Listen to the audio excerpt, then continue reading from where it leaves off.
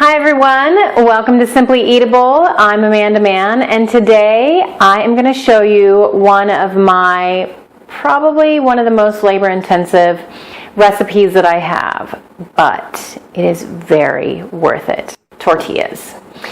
So being from New Mexico, one of the worst things that I couldn't eat anymore whenever I first went gluten-free was tortillas. And, you know, corn is a decent substitute, except my husband started having pretty severe corn allergies, and then I kind of started having some corn reactions. So I've been, searching for a tortilla recipe that has been even close to comparable to what we were eating before, and until now I have not found one. So I'm so excited to share this. We are working with cassava, and if you don't know anything about cassava, it is a root vegetable. I use the frozen. I'm going to show you right here what my bag looks like. Goya. It comes already peeled and sliced, and then I just weigh out the amount that I need for this recipe and boil it. You can get the flour, but I have found with the flour you have to add a lot more ingredients, and so with this you're really just using the vegetable, some shortening or palm oil. I like to use the Spectrum brand, salt, and coconut flour, and that's it. That's all we're using. I like the idea that the recipe itself has very few ingredients added to it, but it gets a little sticky. So my cassava right here, one thing I want you to watch out for, because we're going to use our blender or food processor or whatever it is you want to use.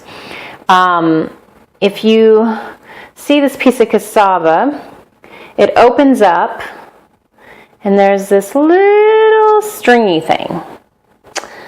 And I don't know what it is, but it's in the center of your cassava root, and it can get caught on your blades. So I try to watch out for them before they go into the blender and try to remove them. You have to do small batches, because when this gets super sticky, it starts to kind of burn up your blender or food processor. So you really have to do small batches. So that's what we're going to do. We're going to get started with blending it. I'll use a few pieces of this, and I'll add a little bit of the salt and a little bit of the shortening. You won't use the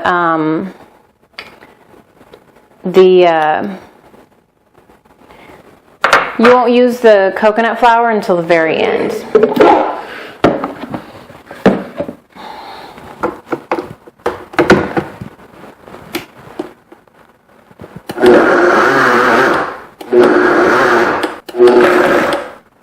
Pulse it, and once it hits this, then you're done.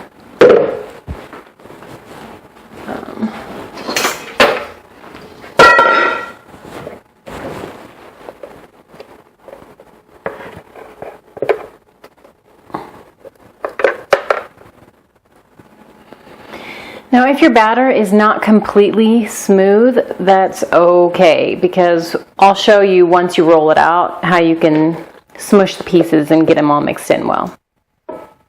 So as you can see, it's super, super sticky. I missed a stringy thing. You definitely don't want those stringy things in your tortillas, because they're not really easy to chew. Okay guys, we are back, and I have let my cassava cool, so it's a lot easier to handle. I'm warming up my griddle. I highly recommend getting either a countertop griddle or a stovetop griddle for something like this, because it makes it is a huge time saver for you in doing these tortillas. I've got some parchment paper. I've got some parchment paper, which is an absolute must.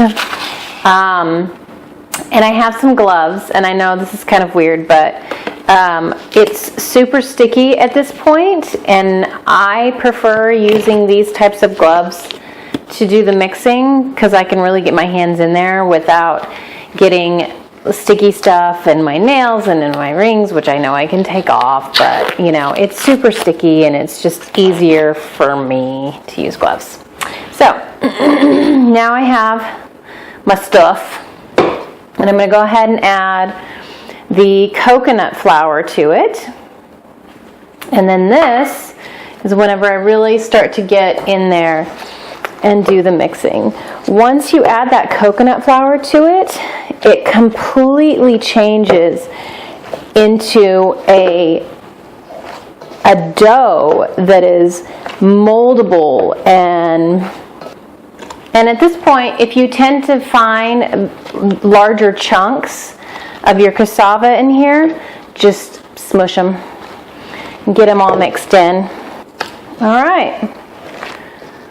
So now,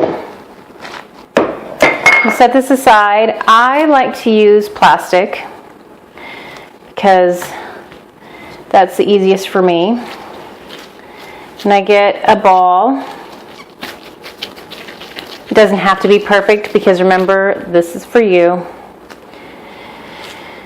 Smush it down, and then I fold the plastic over and roll it out. That way it doesn't stick to my rolling pin. Now, if you wanted to use these as mini pizzas, all you have to do is let them cook a little bit longer to get a little bit more crispy, and they're perfect. So this comes off, you lay it down and let it cook for a few minutes.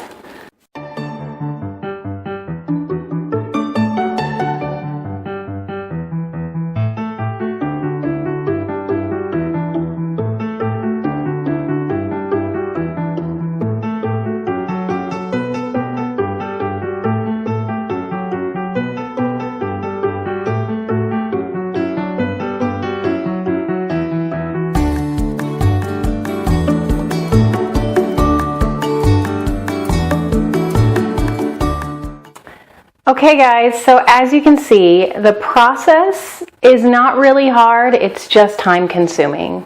These are perfect. I've used these for obviously any kind of taco, but then also you can freeze them, which is why I make big batches of them.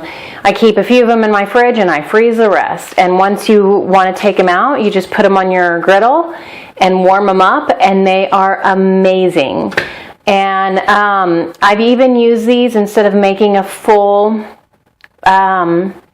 pizza crust, because you can do a pizza crust using the same thing. You bake it in the oven at 375. You can even add some different herbs to it. But because it's a process to make these, I will make mini pizzas because everybody kind of wants something a little bit different on their pizza anyways in my house. And these are great for mini pizzas. You just put them on the griddle for a little bit longer to make them a little bit more crunchy, and they're perfect. It's so amazing. My son absolutely loves them. And again, it's a little bit of a process, but if you've got the time and you want to make a big batch of these, they're awesome. I hope you like it, and subscribe for more, and I'll see you next time.